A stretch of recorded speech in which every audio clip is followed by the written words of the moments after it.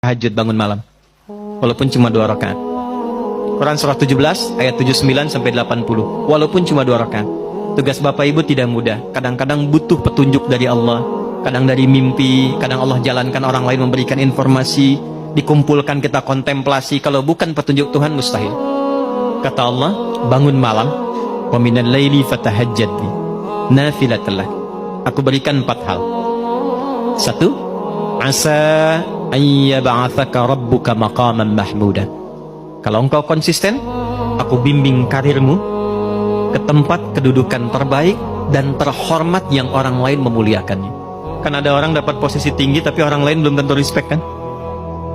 Kalau Tuhan sudah respect, siapa yang bisa mencegah orang lain untuk merendahkannya? Bangun konektivitas itu, kata Allah, aku bimbing dia dengan cara terhormat di posisi terbaik dan orang semua hormat. 2, ini yang mahal. Wa qur rabbi adkhilni mudkhala sidqin. Akan dibimbing menjalani kegiatannya dengan cara yang terbaik. 3, wa akhrijni mukhrajas sidqin. Kalau ada persoalan, aku berikan solusi dengan cara yang paling terbaik. Yang keempat yang paling dibutuhkan. Wa ja'alli min ladunka sultanan nasira. Kalau ada yang usil dengan jabatannya pun, ingin menjahili, menyingkirkan, menyungkurkan, ini fitrah kata Quran. Semakin tinggi jabatan, semakin besar tantangan. Kata Allah, aku yang akan langsung menolong hambaku itu. Allah yang langsung menolongnya tanpa perantara siapapun. 4. Yang terakhir saya tutup, ada ketakwaan sosial. Hubungan dengan kita semua. Hubungan dengan kita sesama. Itulah yang kita beri nama silaturahim. Maka pindah ayatnya ke ayat pertama di surah yang keempat. Dengan kalimat nas, pembukanya sama. Ya ayyuhan nas.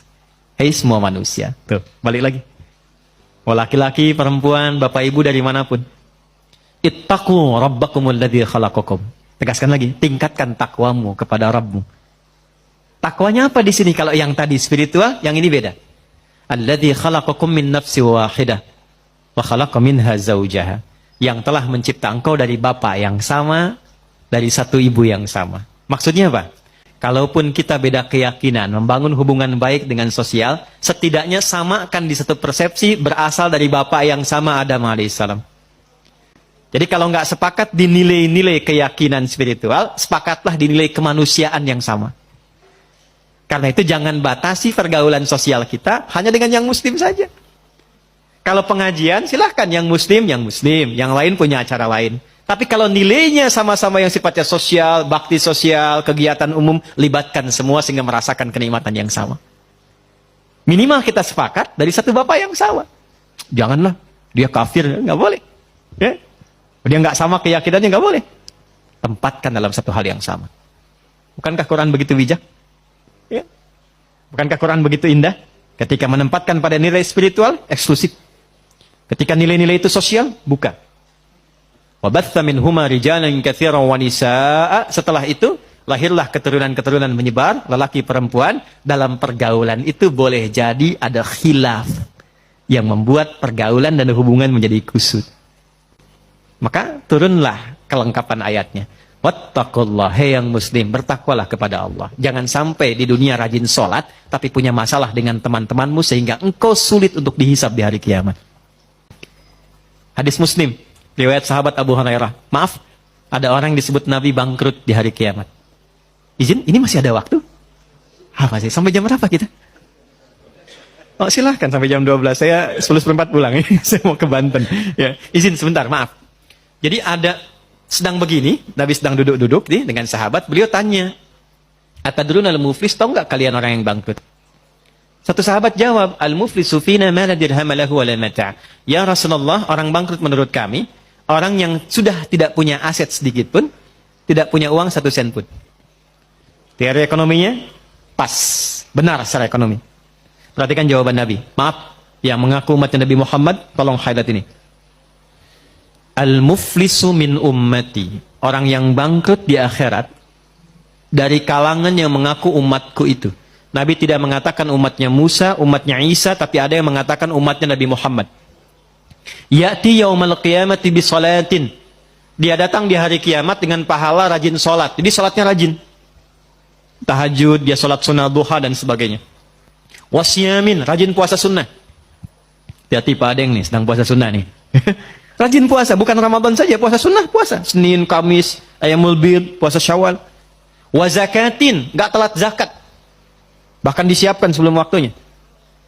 Kemudian dia sholat, dia puasa, zakat, mungkin juga haji dan umrah. Cuma sayang, wa ya'ti qad syatama hadza. Tapi lisannya gatal cela orang. Senang mencela. Ya, mencela itu sekarang lisan turun ke tangan tuh. Turun ke tangan. Ada ayatnya, al-yauma nakhtimu ala afwahim wa tukallimuna aydihim. Sekarang itu ayat Yasin itu berlaku. Kadang orang mencela lisannya diam tapi tangannya itu komen. Hah? Tangannya komen kan? Sudah mulai sekarang ya. Tinggalnya di Singaparna tapi statusnya nyampe Singapura kan? Hah? Tungguin gitu kan? Dan terlibat di situ. Itu pembuktian terbaik sekarang, muncul sekarang. Dan masalah paling banyak kan sekarang, Pak ya? ITE yang banyak diadili itu. Ya. Wa qadzafa hadza, suka nuduh dengan bukti yang tidak ada. Maaf, wa daraba hadza, senang berkelahi. Puncaknya wasafaka dama hadza. Ada yang menumpahkan darah, membawa nama agama dengan jalan yang tidak benar. Tembak sana, bom sana, dor, Allahu Akbar, Allahu Akbar. Dan itu oleh Nabi jauh-jauh diingatkan. Hati-hati Pak, kalau ada aliran yang sedikit-sedikit lukai orang, menghukumi orang sekenanya, kata Nabi hati-hati. Karena kita itu sudah lengkap sekali aturannya, pakemnya sudah jelas, ya. Jadi saya pernah sampaikan di beberapa kesempatan waktu bom di Jalan Tamrin tuh, izin Pak Dirjen, teman-teman, Bapak Ibu. Itu saya sedang di Lampung. 2 orang meledak. Itu pertanyaan pertama langsung bertanya, Ustadz, apakah bom di Jalan Tamrin termasuk jihad fisabilillah? Saya bilang dengan sederhana sekali, Pak, sependek pengetahuan saya, jihad fisabilillah itu jihad di jalan Allah, bukan di Jalan Tamrin. Tapi itu pembuktian terbaik dari apa yang Nabi sampaikan dulu. Nah, orang-orang ini ketika pulang, ini spiritnya, hukum positifnya supaya kita koreksi diri, jangan sampai terjadi.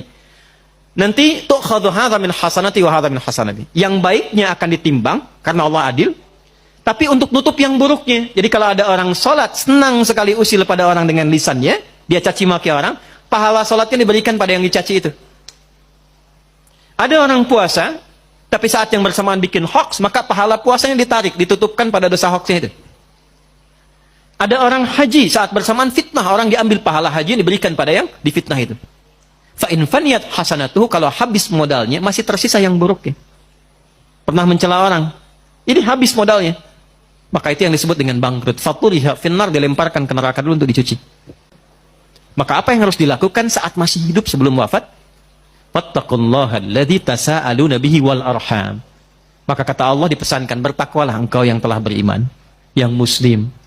Jangan sampai pulang punya persoalan.